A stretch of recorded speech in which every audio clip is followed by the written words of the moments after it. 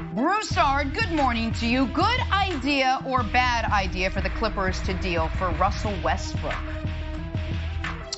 Well, first of all, to use my favorite Nick Wright word, I would be absolutely gobsmacked if this trade happened. All right. Number one, I've been told this by somebody close to the situation that is not going to happen. Number two, I don't think it makes a lot of sense for the Clippers. If I could get him with Kawhi and Paul George, you might think about it, but I don't know if that could even happen. But here's the deal. The problem with the Clippers, and I've said it many times before last year, was a lack of chemistry. Guys getting used to playing with one another on the court in what became a short and truncated season. And guys adjusting to new and different roles, both on the court and off the court. We know that was all a problem. So why in the world would I bring in the greatest, biggest chemistry experiment in the league, the granddaddy of all chemistry experiments? I love Russell Westbrook. He is a first ballot Hall of Famer, but not only that, he will be an icon in the future because of his 3 triple-double seasons. However, Russ is so unique, so different, such an energetic player. He doesn't fit in. He comes in and everything changes. And the Clippers don't have to do that. They're not in that position where they need an overhaul. I mean, maybe if Brandon Marshall was the GM, I think he said weeks ago that he would blow it up. Maybe Brandon would do it. All they need are a few tweaks here and there, additions here and there, and that's not Russ. So, no, I do not like this. Oh, my God. Okay. I love it. That's so exactly what they need. Well, so here's the deal. Go ahead, The Nick. Clippers have 2 major problems. One is, in order to add a truly impactful star-level player, you have to trade Paul George. It's the only way to make the salaries work. So could you trade Paul George for Russ and something? Yeah, you probably could. I don't know if that gets you much closer. I would imagine the Clippers would love to get Drew Holiday. Could you get Drew Holiday and Jackson Hayes for Paul George? Probably. But if you're not trading Paul George, it's just going to be eating around the margins. You're not making any major systemic change. Here, though, is the other problem for the Clippers.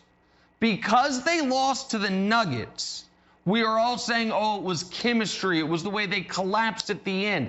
The loss to the Nuggets prevented them from seeing in real time over a 7-game series that actually would have been a 5-game series against the Lakers what their real Achilles heel would have been and is going to be next year.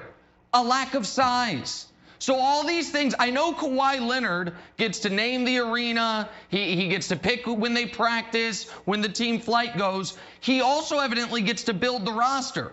And he wants high IQ players. I don't know if Russ technically qualifies as that. And he wants a floor general. That's great. You need someone who's 6'11", though, and you ain't got it.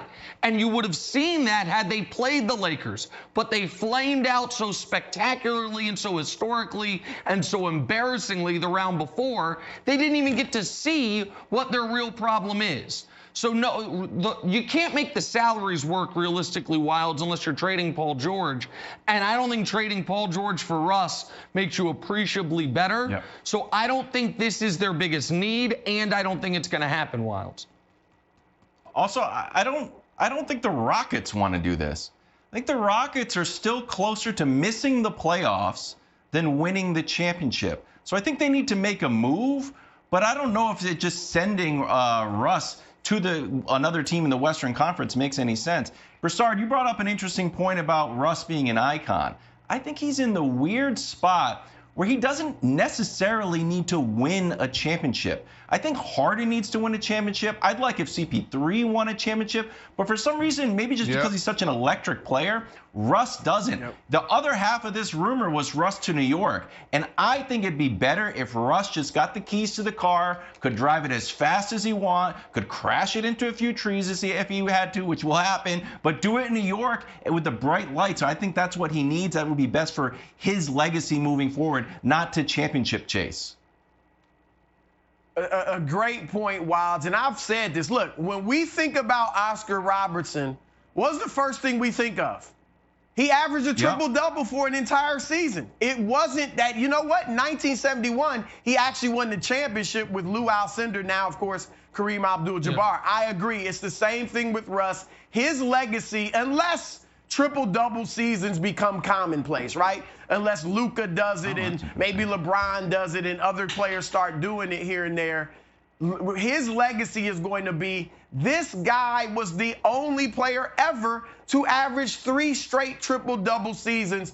It's not going to be about any championship he wins later in his career. So I do agree with you there, although it might make sense for Houston to make this move because you're not winning it with Russ, and he's got 3 years, $132 million left on his deal. So they are wise to start looking around to see what they can get for him because they're built to play small ball. And now that Mike D'Antoni's not the coach, it's going to be tough to play the style that fits this roster. There is another rumor out there.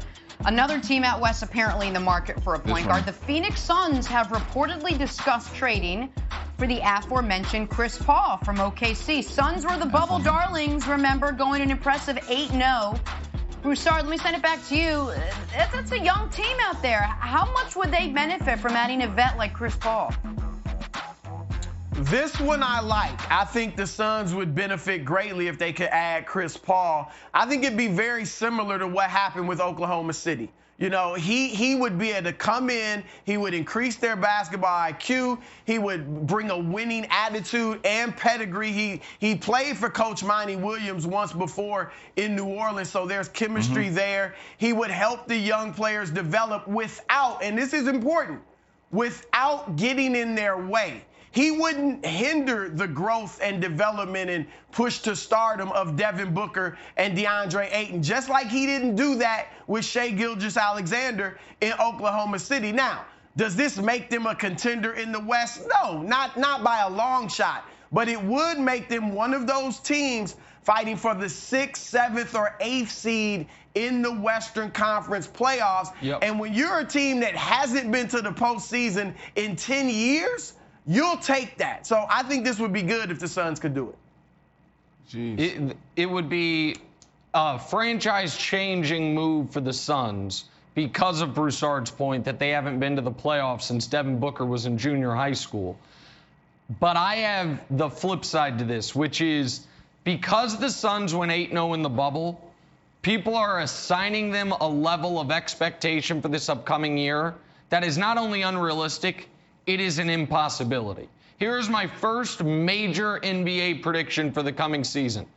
Barring a change like this, the Suns are drawing dead to make the playoffs. Sure. People got to look at what the West actually is. You've got 6 teams that, again, barring injury, are locked into the playoffs. Lakers, Nuggets, Warriors, Clippers, Utah, and who am I forgetting? An obvious one. Dallas, pardon me. I think Houston, James Harden's never missed the playoffs in his life. I think Houston is very close to being a lock. You then have another 7 teams that think they're going to be in. Minnesota doesn't have their pick next year. They think they're going to be in. Phoenix thinks they're going to be in. Sacramento, after getting into the bubble, thinks they're going to be in. Memphis obviously thinks they're going to be in. And I'm leaving teams out. The Phoenix, as presently constituted, is not good enough. But Wilds adding Chris and also allowing Ayton and Booker to learn the difference between statistically glamorous basketball and winning basketball in the final moments would be absolutely worth the tax of the late phase of his contract. So I would do this if there was any way to do this. If I were Phoenix, I would do it. But without it, this is a 32-win basketball team. You think they make the playoffs, Nick, with Chris Paul, though? I do. Do they make it with Chris Paul? I think they would make the play. I do, Wilds. Broussard, Wilds, I do think they'd make it with Chris Paul.